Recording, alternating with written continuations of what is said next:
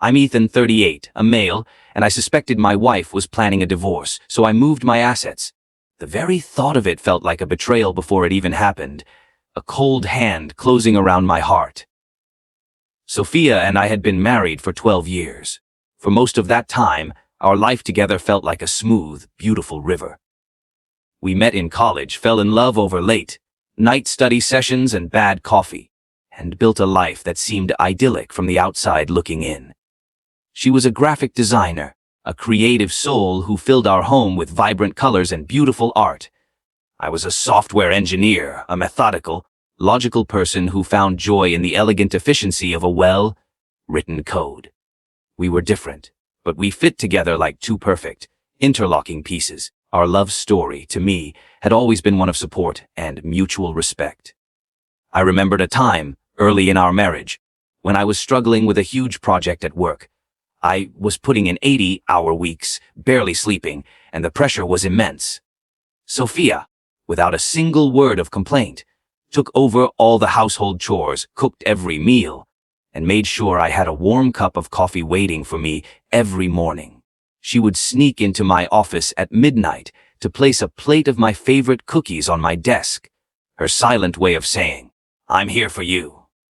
I loved her fiercely for that. I thought we were a team, a single unit moving through life, unbreakable. But over the last 6 months, the river of our marriage had started to get rocky.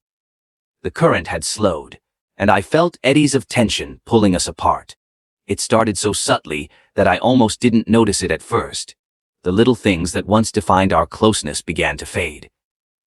Our morning routine, once a cherished time of coffee and conversation, became a silent dance around the kitchen as we both stared at our phones. The loving touch as she walked past me became a rare occurrence. Our comfortable silences, once filled with unspoken understanding, were now heavy and awkward. I tried to talk to her. I brought it up one evening as we were watching a movie, a clumsy attempt at a heart-to-heart. "Is everything okay, Soph?" I asked, my voice softer than I had intended. "You seem a little distant lately." She turned to me with a practiced, tired smile. "I'm fine, Ethan. Just a lot going on at work. Deadlines." I accepted it because I wanted to believe it. Her job as a freelance graphic designer was demanding, and it wasn't unusual for her to be stressed. But the distance didn't shrink. It grew. The real shift, the one that turned my suspicion into annoying certainty, was her new phone. She had always been fairly open with her devices, leaving her laptop open on the kitchen counter or her phone unlocked on the coffee table. She had never been a secret keeper. But 6 months ago, she replaced her old phone with a new model, and, for the first time, she put a passcode on it. Not only that, she never left it out of her sight. It was always in her hand, on her lap, or tucked into her pocket. The screen would flash with notifications at all hours, but she would quickly check them, her body language defensive, her back to me. When I asked about it, she just said it was a new privacy setting, and she was getting more freelance clients who needed discretion. I hated that I didn't believe her anymore, but I couldn't ignore the knot in my stomach. I was no longer seeing the woman who left me cookies. I was seeing a stranger. The foundation of our trust was beginning to crack. The little things kept piling up, each one a tiny stone added to a pile that was starting to feel impossibly heavy. It wasn't just the phone. It was her entire demeanor. She became obsessed with her appearance in a way she hadn't been in years. There were new clothes, new makeup, and late-night trips to the gym that she hadn't signed up for. The receipts for these things showed up on our joint credit card statements, and when I asked, she'd wave her hand dismissively, saying it was just a little treat. But these treats were frequent and expensive. Then came the financial shifts. As the person who handled most of our bills and investments, I had a pretty good handle on our finances. We had a joint checking account for daily expenses, a shared savings account for our future, and then we each had our own personal investment portfolios that we had built over the years. My portfolio, being in tech, was considerably larger than hers. The first thing I noticed was a series of small, strange withdrawals from our shared savings. A few $100s here, a few hundred there. When I questioned her about it, she said it was for a secret surprise for me.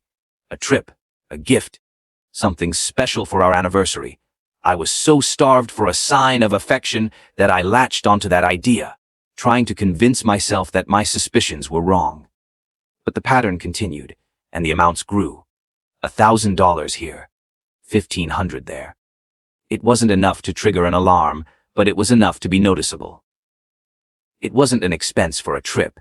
It was a steady, quiet bleeding of our savings. One afternoon, I was working from my home office, and I heard the front door open. Sophia was home.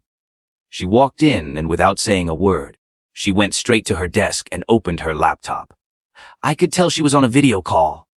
It was a business call, she said, and she needed privacy. I respected her wishes and went back to my work, but I couldn't help but notice the hushed, almost conspiratorial tone of her voice. She wasn't talking about design mock-ups or client deadlines. The words I overheard were count, transfer, and my half. They hit me like tiny, sharp pieces of glass. My heart was pounding in my chest. The feeling wasn't jealousy, it was fear. Fear that the woman I had shared my life with for over a decade was not who I thought she was. I immediately called my best friend, Ben. He was the most logical, level-headed person I knew. He also happened to be a financial advisor. I needed his perspective. I feel like I'm going crazy. I told him over the phone, my voice tight. She's being so secretive, the money is disappearing, and I don't recognize her anymore. Ben listened patiently, his silence a comforting presence on the other end of the line. When I was finished, he didn't offer sympathy. He offered a plan. Look, Ethan, he said, his voice calm and steady. I'm not going to tell you what to believe.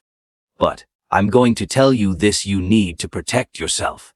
It's a last resort. But if your gut is telling you something is wrong, you have to listen. For your own sake. We've seen this happen before. Get a full financial picture, and then we'll talk about what to do next. His words were a lifeline, a logical anchor in the sea of my emotional turmoil. He didn't tell me I was crazy. He told me to trust my instincts. Ben's words were a wake-up call. I stopped trying to rationalize Sophia's behavior and started looking at the situation with the same cold, methodical logic I applied to my work. I spent the next few days in my home office, not coding, but quietly and systematically reviewing every financial document I could find. I went through our shared checking account statements, our credit card bills, and our joint savings account. The small withdrawals were still there, and I noticed they were all going to a new account number that I didn't recognize. The name on the account was just S. Miller. Sophia's maiden name. I found it tucked away in the transaction history of our joint savings. The knot in my stomach tightened, but I pushed the emotion aside and kept going. This wasn't the time for hurt. It was the time for information. I then looked at our individual retirement accounts and investment portfolios. We had both built our portfolios separately over the years, contributing to them from our personal earnings. I found no irregularities there. But the realization hit me like a ton of bricks. She wasn't just planning to leave. She was planning to financially cripple me. She had been quietly siphoning off money from our joint accounts and stashing it away. The secret surprise was a lie. The business calls were about a divorce settlement. It was all a calculated, deliberate act. The betrayal was so profound it was almost physically painful. It wasn't just about the money.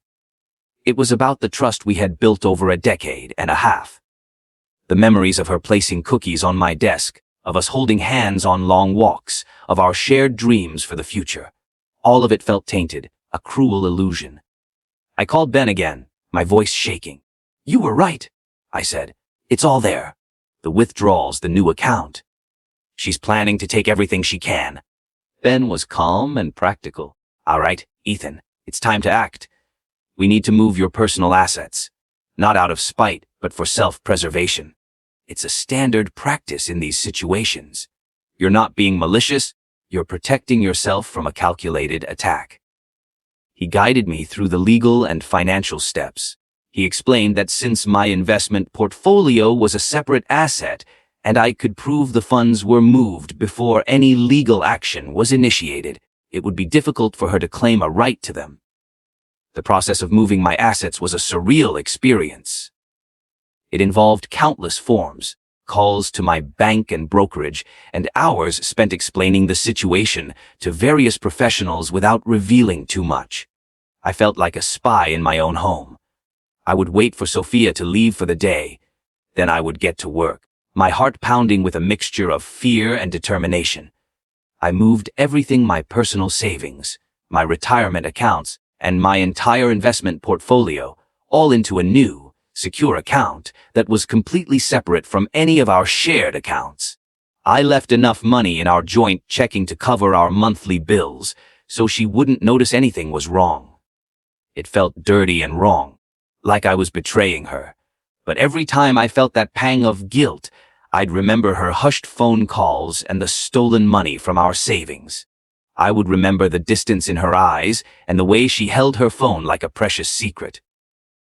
This wasn't about being cruel. This was about survival. It was about facing the reality that the woman I loved was a stranger with a plan to dismantle my life. I completed the transfer of my assets just over a week after my talk with Ben. It was done. All of my personal wealth, the result of years of hard work, was safe in a separate account she couldn't touch. I felt a strange mix of relief and profound sadness. The relief came from knowing I was no longer a sitting duck. The sadness came from the fact that it had come to this. I was essentially bracing for a divorce that hadn't even been filed yet. I didn't have to wait long. 2 weeks after I moved the last of my funds, she came home one evening, her demeanor unusually somber. She asked me to sit down. The air in our living room was thick with a tension I had been feeling for months. She started by talking about us and how we'd grown apart. The words were rehearsed, a script I had heard in a dozen movies. She talked about her need for new adventures and finding herself. The monologue was so disconnected from the woman I knew, the woman who used to binge, watch sitcoms with me and complain about her boss, that I found myself watching her as if she were a character on a stage. Then she got to the point. "I think we should get a divorce, Ethan."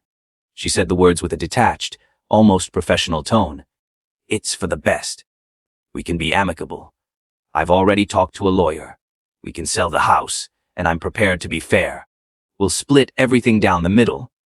"Everything?" I asked, my voice calm, bellying the storm of emotions inside me. "Everything," she repeated, her voice firm. "The house, the cars, the joint accounts, and of course, our investment portfolios. I think it's only fair we split those as well. I'm sure you understand." The mask slipped for a moment, and I saw a glimmer of something calculating and cold in her eyes. This was the moment. This was the plan. She wasn't just leaving me, she was trying to take a huge chunk of my life's work. My heart was hammering against my ribs, but my mind was as clear as a bell. I had braced for this. I had prepared. I didn't get angry. I didn't scream. I just nodded slowly. "I see," I said. "You've been planning this for a while." She looked flustered for a moment. "It's not like that. It's just, I wanted to be ready." "I understand," I said, and a small, almost imperceptible smile touched my lips. I wanted to be ready too. I stood up and walked to my desk. I opened a drawer and pulled out a manila envelope. I laid it on the coffee table between us. Inside were copies of my bank statements, the transaction history from my investment portfolio, and a summary of my new, secure accounts. The final page was a printout of the transaction history from our joint savings, showing the withdrawals she had made and the destination account. "Your secret surprise?" I said, gesturing to the papers. "I'm afraid I found it a little early, and I'm afraid I've already taken care of my end of the deal. My investment portfolio is no longer in a shared space. It's in a private, secure account that you can't touch. All of it." The shock on her face was a sight to behold. The carefully constructed mask of the amicable divorcee shattered. The cold, calculating woman I had suspected was there finally revealed herself. Sophia's face drained of all color. The carefully controlled composure she had maintained for months crumbled in an instant. Her mouth opened and closed soundlessly, like a fish out of water. Her eyes, which had held that calculating gleam just moments ago, were now filled with a mixture of disbelief and fury. "What did you do?" she finally spat out, her voice a low, dangerous whisper. She grabbed the papers from the table, her hands trembling as she read them. She saw the new account numbers, the dates of the transfers, the complete and total absence of my significant assets from our shared financial space. The printout of her own withdrawals seemed to sting her the most. "I did what you did," I said, my voice still steady. "I protected myself. I saw what you were doing. The hushed phone calls, the secret account, the way you were draining our savings. You weren't planning a divorce, you were planning a heist, and I wasn't going to let you get away with it." The low whisper escalated into a full-throated scream. "How dare you! This is our money! We built this life together! You can't just steal it all and expect me to get nothing!" "I didn't steal it, Sophia," I countered, the calmness in my voice now laced with a deep, cutting coldness. "I moved what was mine.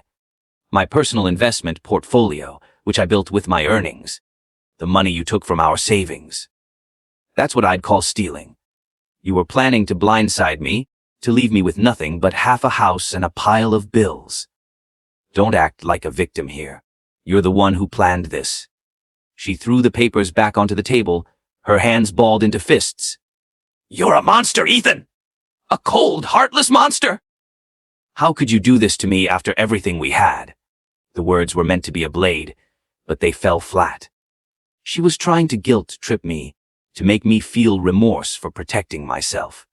But all I felt was a profound sense of sadness for the person I once thought she was, a person who clearly never existed. "The person I loved wouldn't have done this," I said, my voice quiet but firm. "The person I loved would have talked to me if she was unhappy. The person I loved wouldn't have secretly drained our savings and planned to financially ruin me. The person I loved wouldn't have lied to my face for months." The argument continued for what felt like an eternity. She screamed, she cried. She tried to twist the narrative to make herself the victim of my betrayal. But I held my ground. I didn't back down. I just kept repeating the simple, undeniable facts of the situation. Eventually, she stormed out of the house, slamming the front door behind her. The silence that followed was deafening. I sank onto the couch, the manila envelope still on the coffee table.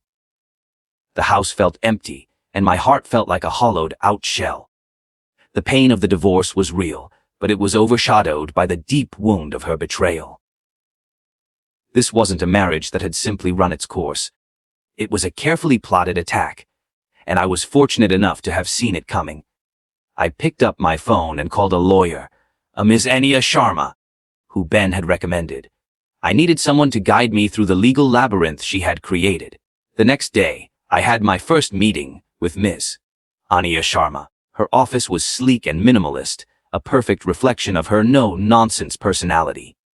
She was sharp, intelligent, and her eyes held a steady, knowing calm that put me at ease immediately. I laid out the entire story for her, from the subtle shifts in Sophia's behavior to my own protective actions and the explosive confrontation. She listened without interruption, her expression unreadable. When I was finished, she leaned forward and said, "Mr. Miller, what you did was not only within your legal rights, but was also a very wise move.